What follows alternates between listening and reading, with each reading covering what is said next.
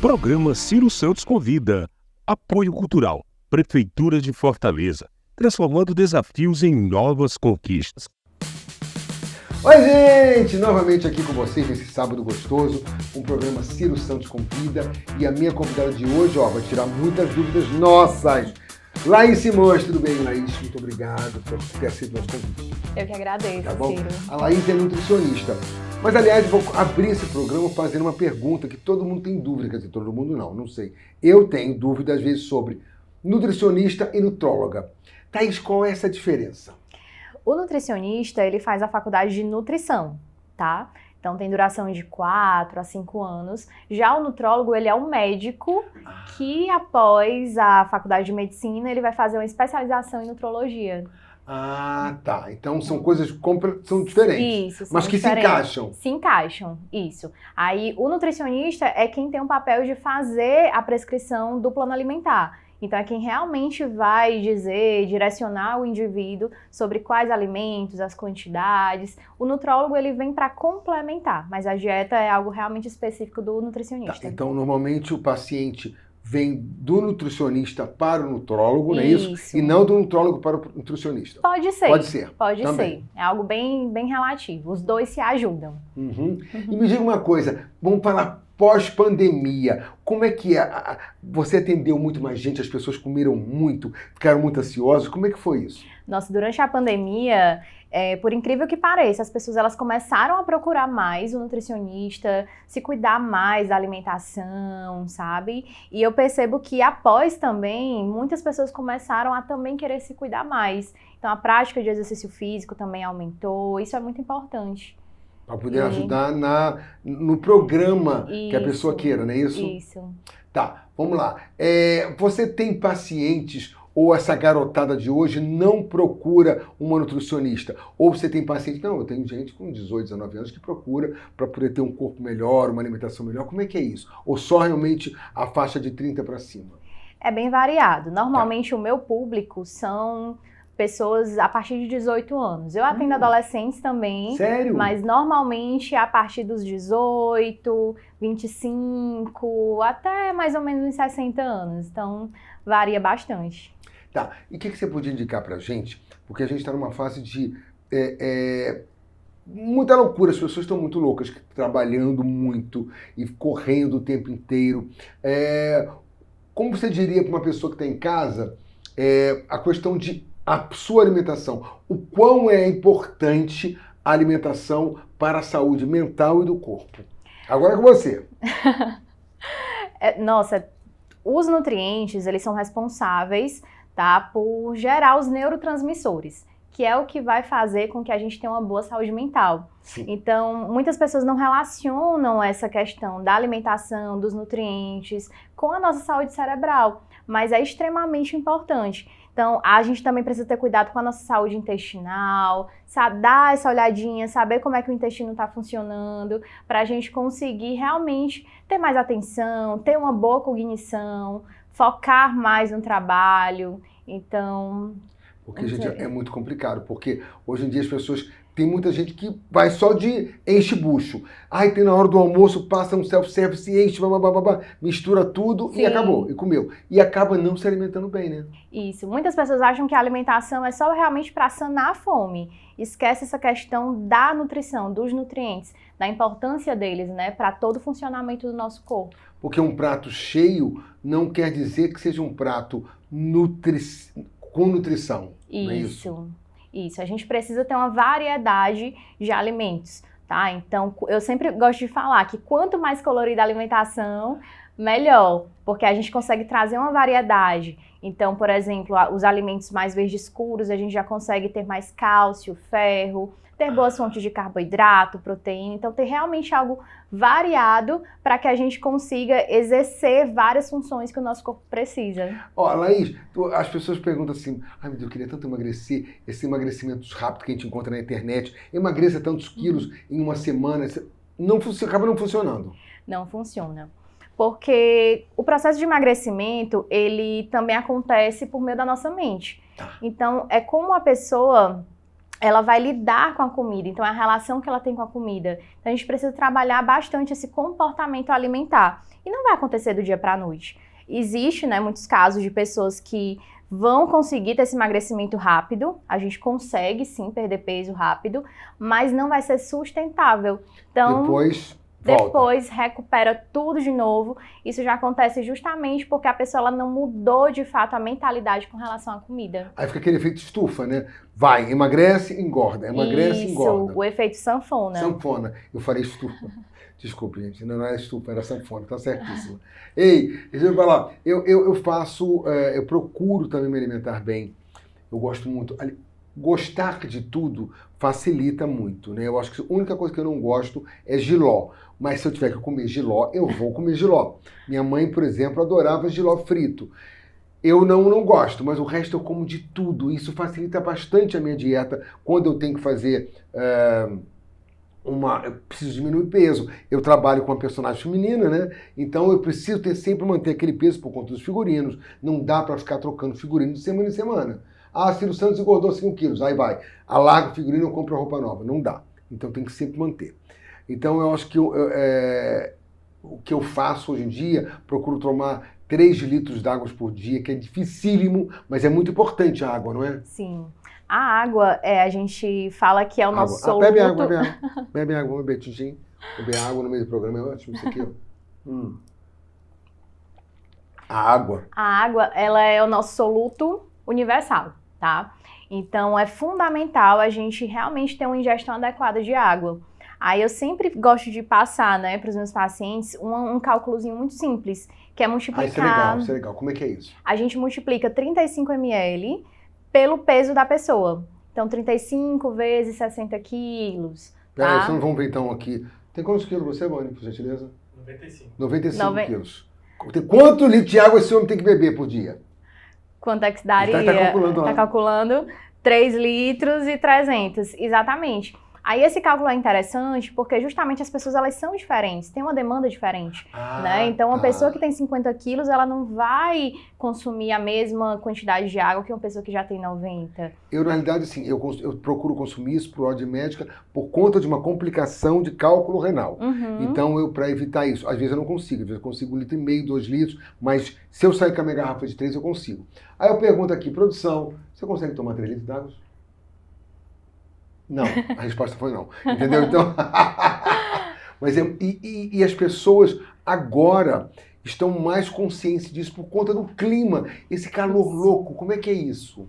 Isso, o calor acaba gerando uma demanda maior dessa hidratação, então por isso que é importante até essa formulazinha, para a gente não estar ingerindo a quantidade... Então vamos repetir, uma quantidade nem pouco nem muito, 35 ml para cada quilo de peso. Então, 35 vezes 60 quilos. A gente pode até aumentar, Ciro, essa quantidade. Sim. Então, pessoas que geralmente têm uma alta exposição solar, que trabalham, né, de forma braçal, que acabam suando mais, podem necessitar de uma demanda maior de água. Então, a gente pode aumentar ali para 40, 50 ml. Então, depende muito da pessoa. Mas, no geral, esses 35 ml já vai ajudar bastante. Ajudar bastante, né? Isso. Eu, por exemplo, eu perco muita água em cena. Eu perco demais. E por isso que eu também procuro beber bastante. Agora, eu não consigo, durante o espetáculo, beber água. Eu acho que esse agora que eu vou fazer, que eu estou fazendo, porque eu troco muito de roupa e, ao mesmo tempo, transpiro demais. Eu, pelo menos, bicar meio copinho d'água numa troca de roupa ou outra, eu procuro fazer isso.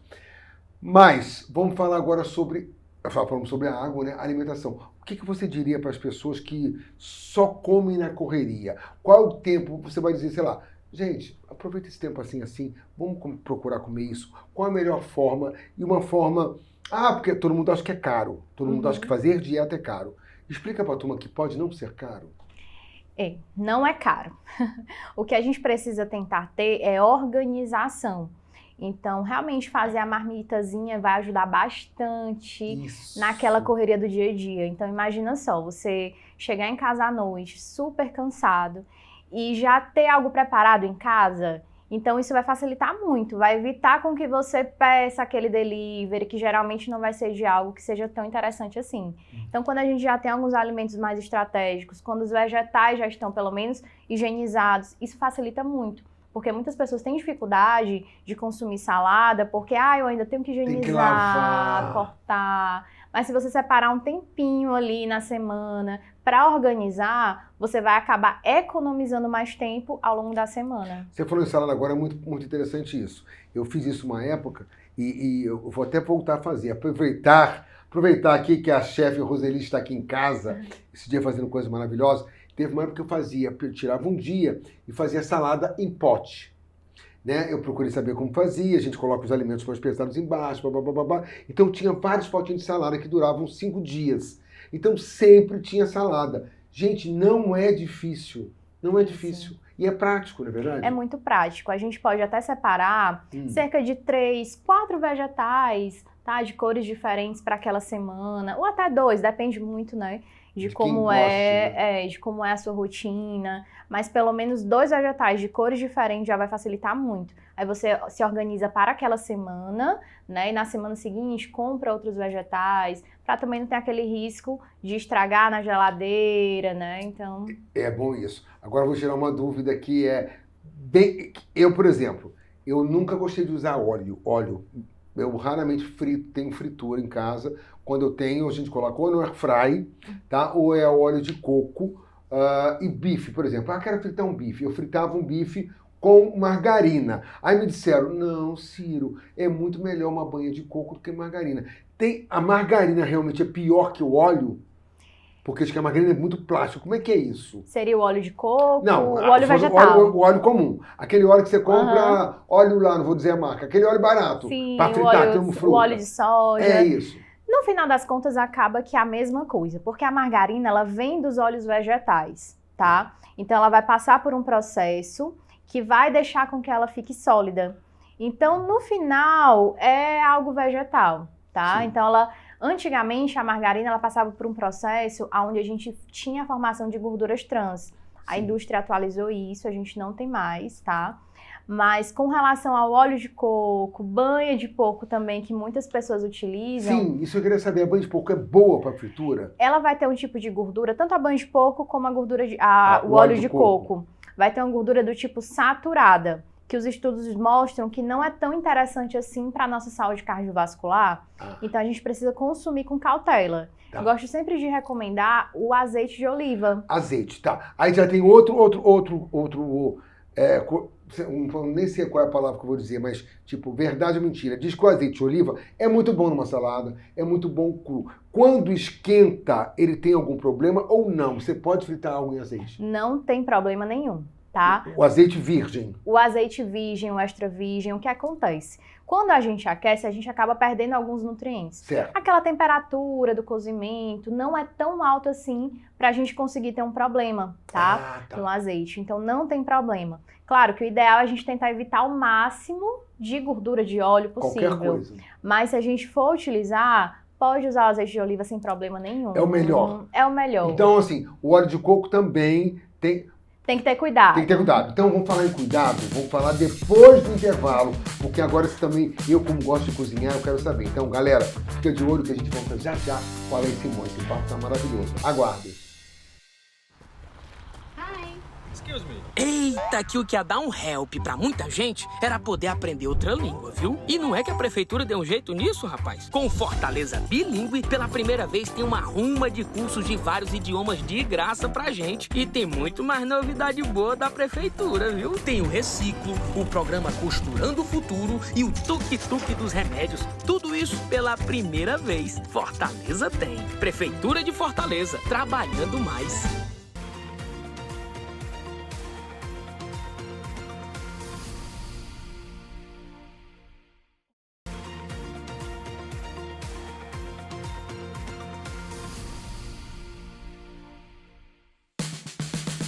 Oi, gente, estamos de volta com o Ciro Santos Convida e a gente terminou o primeiro bloco falando sobre gorduras, né?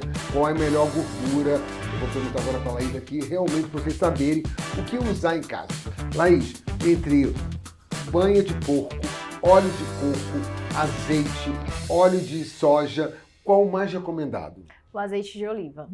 Pronto. O azeite de oliva, ele tem uma gordura do tipo poliinsaturada, que é uma gordura que vai ser mais interessante para o nosso organismo, tá? É uma gordura que já é mais anti-inflamatória, que vai cuidar mais da nossa saúde cardiovascular. Então, sem dúvidas, o azeite de oliva é mais interessante. É um pouquinho mais caro, né? Mas acaba sendo mais interessante. Claro que a pessoa que vende eu tenho um trabalho que eu vendo coxinhas. Não vai dar para ela fritar todas as coxinhas em azeite, né? Mas ela que procure pelo menos um óleo de girassol, um óleo mais refinado, não é isso? Isso. Para que possa melhorar a qualidade até para os seus clientes, certo? Eu agora vou ser só no azeite. Mentira também. Eu gosto muito de um bife frito na margarina. Tem um sabor diferenciado. Tem. Mas não tem problema. Nossa alimentação, ela pode ser bem variada, bem diversificada. Gosto sempre de falar que quando a gente tem 80% do tempo seguindo saudável, aquelas exceções, né, não vão prejudicar tanto assim. Não é que você vá comer o bife com margarina todos os dias. Todos os dias, sim. Né? Então vai ser algo realmente perdido ali, raro. Então não tem problema nenhum. Agora vamos falar um pouquinho de pessoas como eu, que trabalham à noite, trabalham de dia, trabalham de madrugada, que de repente acorda nas 2 horas da manhã, acorda 2 horas da manhã com fome. O que comer? Vou na geladeira, vou roubar o quê? Um queijo, uma fruta, um leite, não sei o quê. Eu aprendi agora que guacamole é muito bom. Tem na minha dieta, meu nutricionista passou o guacamole. E por quê? Por conta do abacate. É isso? Fala pra turma aqui o quão bom é o abacate. Ciro, você acredita que o abacate é uma das poucas frutas que eu não gostava, tá? Mas que eu descobri justamente no guacamole uma forma de consumir ele. Mas quando você foi comer o guacamole, você sabia que tinha abacate ou não? Sabia. E foi testar? Sabia. Fui testar, comecei a fazer em casa. E, nossa, eu acho uma delícia. Com Uma torradinha delícia. integral. Não fala não. Você come, por exemplo, a minha amiga Roseli, ela fez um guacamole e agora eu só peço ela para fazer assim, com canicama. Então, além do guacamole ser uma comida maravilhosa, quando coloca o canicama dentro, gente, fica fantástico. Sim. Gente, tem muita coisa boa para se comer. Tem. Olha, as pessoas acham que, porque dieta é caro. Não, mas dá para fazer uma dieta básica. Por exemplo, vamos fazer aqui 3 espetinhos de carne com 3 cervejas. A gente poderia comer, sei lá, o que seria? Quanto seria isso de carboidrato ou de gordura? Uma base. Os espetinhos seriam uma fonte de proteína, né? A cerveja já tem o álcool, que acaba sendo bem calórico também. Então, 3 cervejas, eu não vou conseguir te dizer de cara não tem problema, quantas não tem calorias problema. tem, mas é bem calórico, tá? Acho que se a gente colocar ali em fatias de pão integral, vão ser várias, tá? É até interessante falar que da tapioca, por exemplo... Pronto, tapioca e pão, né? Esse mito. O que é melhor, tapioca ou é o pão? O pão, ele acaba sendo bem menos calórico do que a tapioca, Olha tá? aí, tá vendo como são as coisas? Uma vez eu ouvi, não sei de quem, come tapioca que é melhor que pão. Pode ser mais gostoso, de repente, mas é mais calórico. Bem mais calórico. Então, 2 fatias de pão integral vai ser equivalente a 3 colheres de sopa de goma. Então vai ser assim uma tapioca bem pequenininha, sabe? Geralmente a gente não come. Não, é aquela grande toda recheada, cheia de coisa dentro.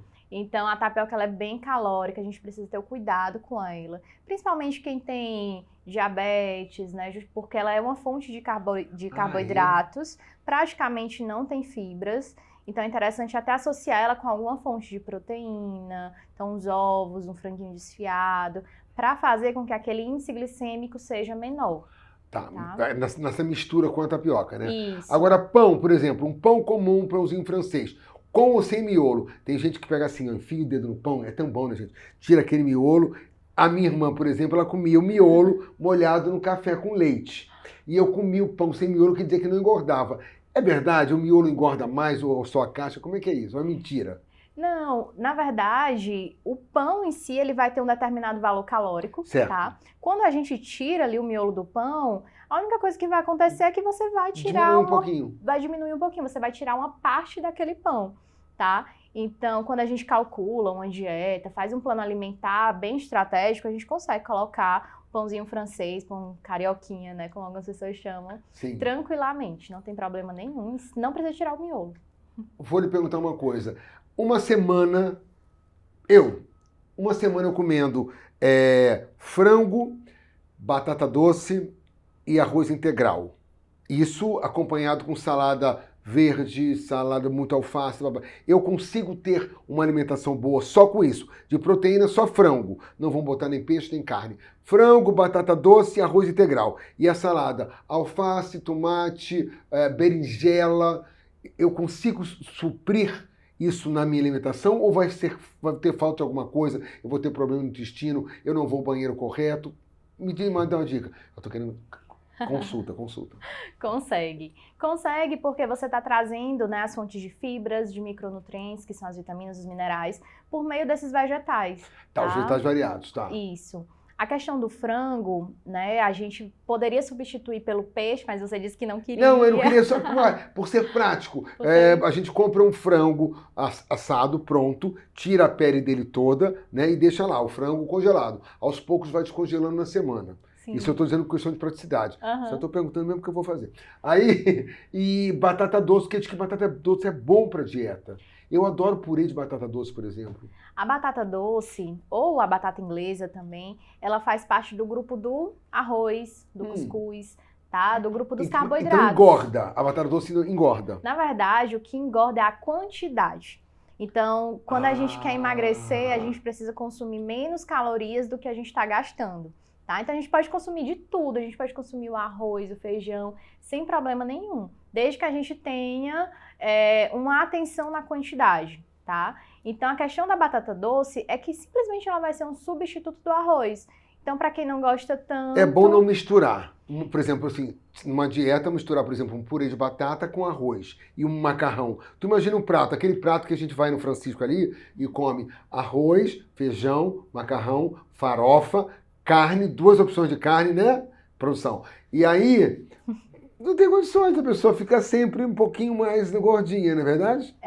Quando uma pessoa ela não segue uma dieta calculada para ela, a gente orienta que escolha pelo menos uma fonte de carboidrato para não ter o perigo de exagerar na quantidade. Tá. Agora, quando é um plano alimentar que eu calculei para aquela pessoa, eu consigo colocar tranquilamente 2 fontes de carboidrato. Quando você diz para a pessoa controlar para não fazer essa mistura, que ela não tá com uma dieta para ela, por exemplo, se ela vai num restaurante self-service, que ela coma um arroz, mas não coma batata, é isso? Ou coma pouco de cada? Coma um pouquinho de cada. Então, assim, eu gosto de falar sobre a questão do prato saudável. A gente pode colocar 50% de vegetais naquele prato. Colorido, pelo menos 2 vegetais de cores diferentes para a gente ter uma variedade nos nutrientes. 25% a gente vai colocar de proteína. Então a gente pode colocar proteína vegetal, proteína animal, então um frango e um pouquinho de feijão, por exemplo, tá? Que é importante feijão, né? Isso. E aí os outros 25% a gente divide com as fontes de carboidrato. E aí a pessoa ela vai poder colocar um pouquinho de arroz, um pouquinho de macarrão, respeitando aquela quantidade dos 25%. Olha só, eu vou fazer um depoimento aqui muito interessante, que isso quando eu era adolescente, e meu pai sempre comeu pratão, e eu acabava comendo pratão. E depois, quando eu fui, né, envelhecendo é ótimo, né? 25 anos, 26, eu comecei a viajar.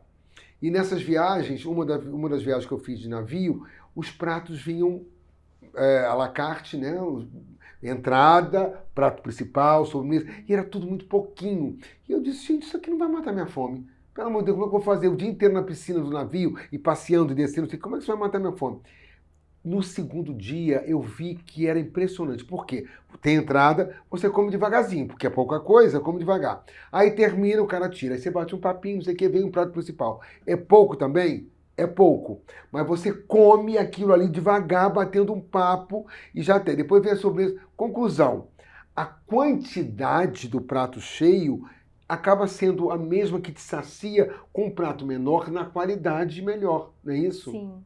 E o nosso cérebro, Ciro, ele leva cerca de 15 a 20 minutos para entender que o alimento chegou no nosso estômago.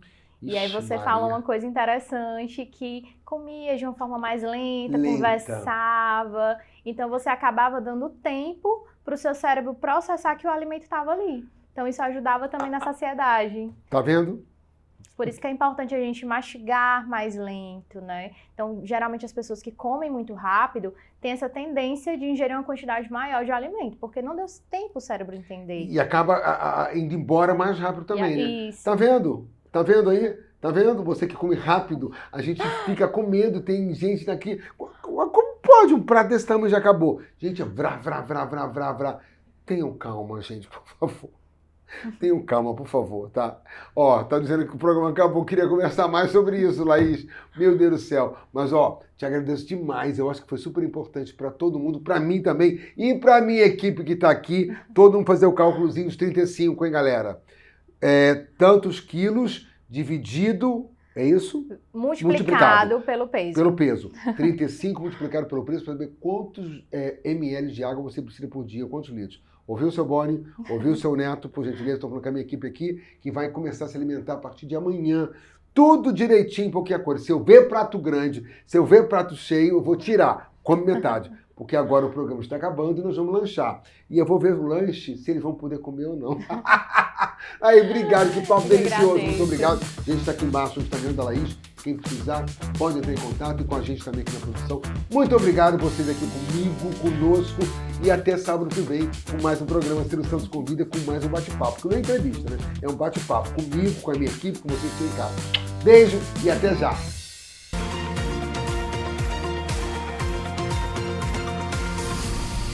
Programa Ciro Santos Convida. Apoio Cultural. Prefeitura de Fortaleza. Transformando desafios em novas conquistas. Pense numa ideia boa. Ter um lugar que cuide dos bebês para as mamães poderem trabalhar tranquilas, de boinha. É uma ideia tão boa que a prefeitura foi lá e fez, meu patrão. Pela primeira vez tem berçário nas creches. Tu acredita? E tem mais coisa nova da prefeitura pra gente, viu? Tem salas para o parto humanizado e o maior concurso da história na educação e na guarda municipal. Tudo isso pela primeira vez. Fortaleza tem. Prefeitura de Fortaleza, trabalhando mais.